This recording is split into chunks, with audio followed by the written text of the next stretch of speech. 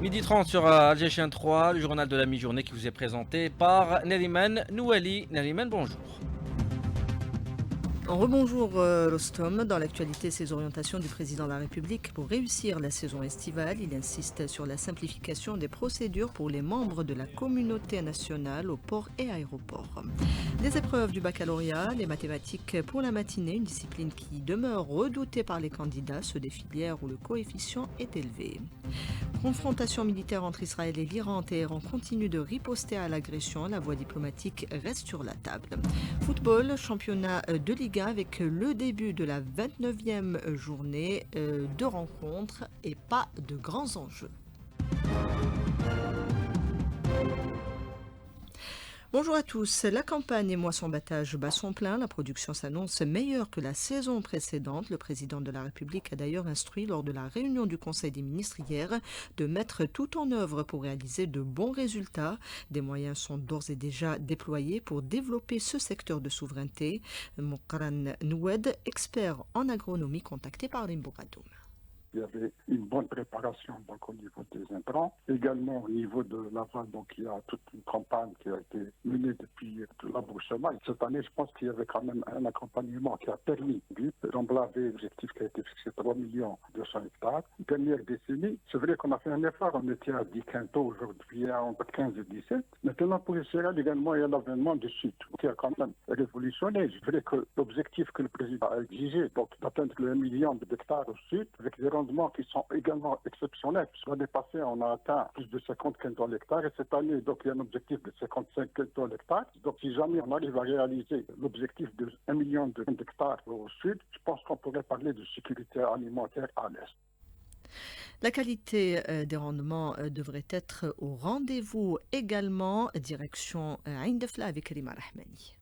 Les rendements sont plus que satisfaisants, 60 à 65 quintaux à l'hectare, mais qu'en est-il de la qualité du grain? Le directeur de la station régionale expérimentale de l'Institut technique des grandes cultures ITGC de Khmis Miyana, Bilal Ben Taïeb. Cette campagne est exceptionnelle parce que durant les 5 dernières années, on a vu qu'il y a un manque de précipitations. Cette année, la quantité de précipitations est insuffisante, donc on a deux catégories. Les superficie irriguée, la qualité du grain est meilleure. L'autre catégorie, conduit en sec, la qualité est moindre par rapport à l'irrigué. Le grain dépend de la fertilisation azotée et les besoins d'eau. Ces pluies qui sont venues tardivement, je veux dire le mois de mai, quel est l'impact de ces pluies? Pour les semis tardifs, elle est bénéfique, mais pour les semis précoces, généralement, elle n'a aucun impact. Qu'est-ce qu'on peut dire de cette campagne moisson-battage par rapport au grain? Bon, la qualité c'est meilleur parce que la majorité des productions récoltées sont conduits en irrigué. Et la qualité du grain de blé est un facteur crucial pour déterminer son utilisation finale. Ain Defla, Rima Rahmani, Algérien 3. Concernant les préparatifs de la saison estivale et de l'accueil de la communauté nationale établie à l'étranger, le président de la République a insisté sur la nécessité de prendre toutes les dispositions pour assurer une meilleure prise en charge, tout en facilitant les procédures aux ports et aéroports.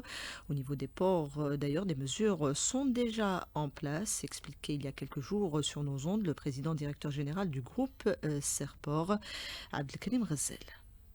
Tous les ports dotés de gares maritimes se préparent pour accueillir notre communauté à l'étranger dans les meilleures conditions de confort et toutes les facilitations sont mises en place pour que cette opération se passe dans les meilleures conditions possibles. Faciliter les opérations douanières, de police, formalités à bord. Deuxième jour de l'examen du baccalauréat, les candidats se sont penchés ce matin sur l'épreuve des mathématiques, souvent redoutée. C'est pourtant une matière incontournable dans le développement et l'innovation technologique. Maya Alkans. De nombreux lycéens ont conscience aujourd'hui que les mathématiques sont utiles dans plusieurs métiers et domaines technologiques. C'est une bonne idée d'encourager les élèves pour prendre des branches de maths techniques et maths élèves. Ça serait bien باش نلقاو des filières هكايا وباش كي نطلعوا لافاك ان شاء الله من بعد نلقاو خدمه نصيبوا روحنا. Moi je suis un élève en filière mathématiques, intéressé davantage aux filières des mathématiques et des techniques mathématiques parce qu'ils offrent des débouchés de grandes perspectives pour l'avenir, notamment l'intelligence artificielle qui m'intéresse. Et pourquoi pas inchallah avoir une bonne moyenne et continuer dans ce domaine-là. Fatiha Bacha, spécialiste dans le domaine éducatif, estime qu'il faut encourager les élèves à aimer les mathématiques. Il faut se pencher sur comment attirer les élèves vers ces filières scientifiques. Le problème majeur réside dans la formation des enseignants et la surcharge des programmes. Ainsi, l'élève doué en mathématiques se retrouve saturé avec plusieurs matières qui ne lui laissent pas le temps de progresser. Comme on trouve aussi la vocation chez l'élève qui a déjà une sélection naturelle vers d'autres filières, nous conseillons les parents d'accompagner leurs enfants. Laisser leurs enfants choisir leur vocation. Pour le pédagogue Mziane Mriane, les mathématiques doivent faire l'objet d'un enseignement de qualité. Les pays émergents ont encouragé l'enseignement et priorisé les mathématiques et techniques mathématiques dans un objectif bien clair. Pour le transfert de technologie, on a besoin d'ingénieurs et de techniciens supérieurs en énergie, électronique, électrotechnique, fabrication mécanique et toutes ces filières, nécessité absolue de bonnes bases en mathématiques. Donc il faut encourager les élèves à faire des sciences exactes, techniques, mathématiques, ingénieurs bien sûr. Et je dirais à notre époque, les années 70 à l'université, notre bourse d'études, étant étudiant en sciences exactes, dépasse les bourses des autres étudiants dans d'autres filières. Des écoles et universités comme celle de Sidi Bel Abbès développent des formations en mathématiques et en intelligence artificielle pour répondre aux besoins du monde du travail. Séance de vote à l'Assemblée populaire nationale. Les députés doivent se prononcer aujourd'hui sur plusieurs projets de loi, notamment ceux relatifs à la mobilisation générale et à l'activité minière. Les échanges de frappes se poursuivent entre Israël et l'Iran. Téhéran continue de riposter à l'agression sioniste qui a fait jusque-là plus de 200 victimes en Iran. Israël s'attelle à convaincre le monde que son agression est légitime et préventive en mettant en avant des arguments fallacieux, explique l'analyste Bassem Laraj, extrait de l'invité du jour avec Nariman Mendil.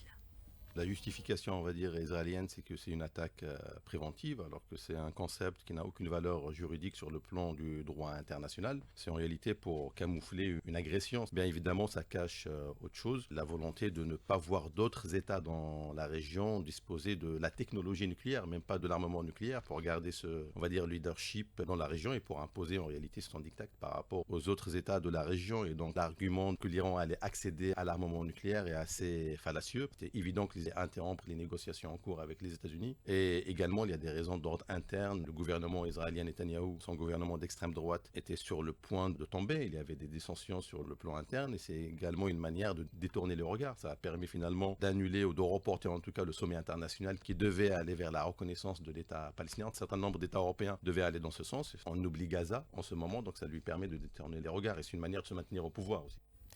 Le président américain a appelé les deux parties à trouver un accord pour éviter une dangereuse escalade, même si le site Military Watch des avions ravitailleurs américains avait quitté massivement leur base. On écoute le décryptage d'Alain Corvès, conseiller en stratégie internationale. Il répond à Rabia Slimani.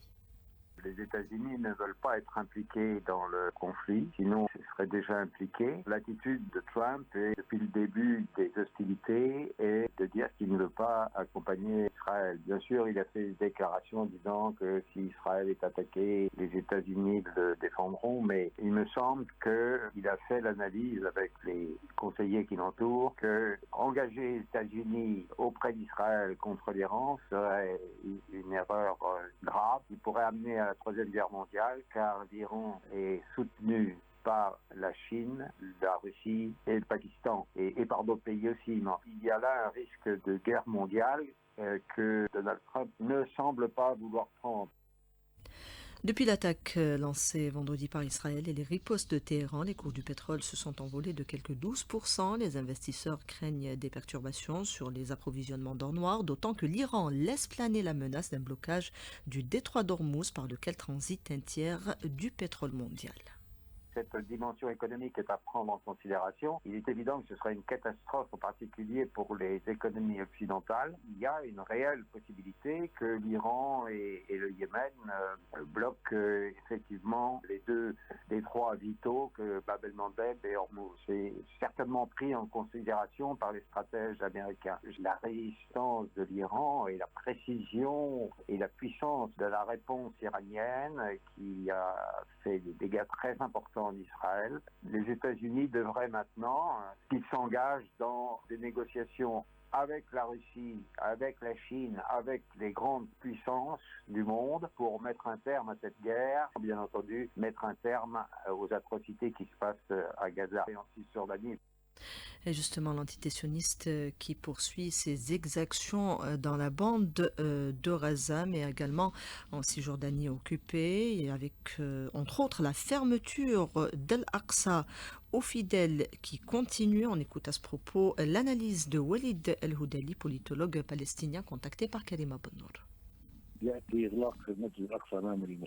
L'occupant continue de fermer Al-Aqsa aux fidèles dans le cadre d'une agression qui ne s'arrête pas contre la mosquée alors que les colons se permettent d'y entrer en grand nombre. Moi, j'ai 65 ans et on m'interdit l'accès à Al-Aqsa. On me laisse entrer uniquement pendant le mois de Ramadan. Netanyahu considère qu'il a une occasion avec le soutien des Américains, des partis extrémistes comme ceux de Ben Gvir et Smotrich pour commettre ces crimes contre Al-Aqsa, contre Gaza, un ciel ouvert au génocide où il y a quotidiennement 40 à 50 shahids devant les points de distribution des aides. C'est pour eux l'occasion de commettre les pires exactions possibles.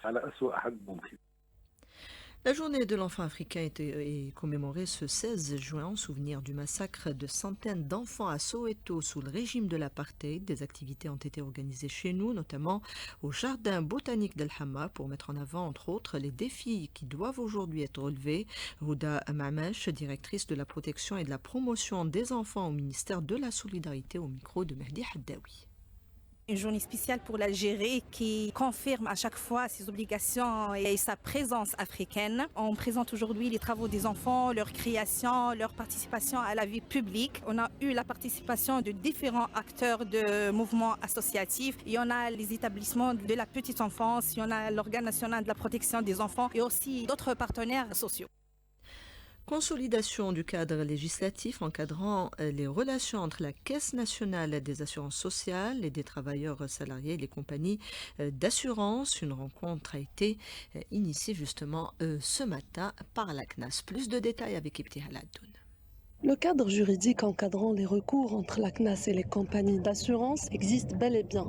La loi 0808 du 23 février 2008 en constitue l'ossature. Cependant, face à la complexité des situations rencontrées sur le terrain, il devient essentiel aujourd'hui de préciser les mécanismes d'application dans l'intérêt de toutes les parties, la CNAS, les assureurs et surtout les victimes. C'est dans ce contexte que ce rendez-vous national réunissant magistrats, juristes et acteurs du secteur assurantiel propose une réflexion concertée autour de l'harmonisation des pratiques, de l'accélération des procédures et la consolidation de la coopération interinstitutionnelle. L'objectif est de garantir la continuité des droits des assurés tout en assurant la pérennité d'un système basé sur la solidarité. D'ailleurs, des propositions issues de cette rencontre devraient permettre à terme de fluidifier les échanges entre la CNAS et les compagnies d'assurance tout en offrant aux victimes une meilleure lisibilité de leurs droits et un traitement plus rapide de leur situation. Une dynamique qui renforce la confiance dans le système d'assurance sociale et qui confirme l'engagement collectif en faveur d'une prise en charge équitable et durable. L'objectif de cette rencontre est donc de clarifier et de renforcer les mécanismes de remboursement des prestations sociales prises en charge par la CNAS dans le cadre des accidents imputables à des tiers. Gerfi Yamina, représentante de la Cour suprême, au micro d'Ibtihal Addoun. Un assuré social, s'il est victime d'un accident de travail en même temps qualifié comme accident de la route, ne peut pas bénéficier de deux réparations sur le même dommage ou sur le même préjudice. Donc, s'il prend ses indemnités, l'un de l'assureur, ce qui est normal et direct, l'assureur, la caisse, doit aussi retourner contre les compagnies d'assurance pour se faire rembourser. Il n'a pas le droit d'avoir deux réparations. Pourquoi? Parce que le véhicule qui a causé l'accident, il est aussi assuré. Lancement de projets de recherche algériens retenus dans le cadre de l'initiative des Alliances arabes pour la recherche scientifique et l'innovation, une initiative qui vise à renforcer les compétences de recherche tout en valorisant l'échange d'expériences. On écoute à ce propos Mohamed Bouhicha, directeur général de la recherche scientifique et du développement technologique au ministère de l'enseignement supérieur, au micro de Sami Algoun. L'Union des conseils scientifiques arabes a lancé une initiative pour mutualiser, fédérer les compétences interarabes en vue de trouver des solutions pour le développement durable de ces pays-là. C'est la première fois qu'une initiative pareille a été lancée dans le monde arabe afin de faire un réseautage entre les différents chercheurs des différents pays arabes pour qu'ils travaillent ensemble parce qu'auparavant, ces chercheurs-là se retrouvent pratiquement dans des initiatives européennes ou internationales. Justement, le mérite pour cette initiative-là, c'est qu'elle donne en quelque sorte un mécanisme de coopération que j'espère sera durable pour les différents chercheurs des pays arabes en vue de répondre aux différentes problématiques qui, en quelque sorte, fait face à ces pays. Le sport, Rostom Yahia Sherif, c'est essentiellement le coup d'envoi de la 29e journée du championnat de Ligue 1 ce soir.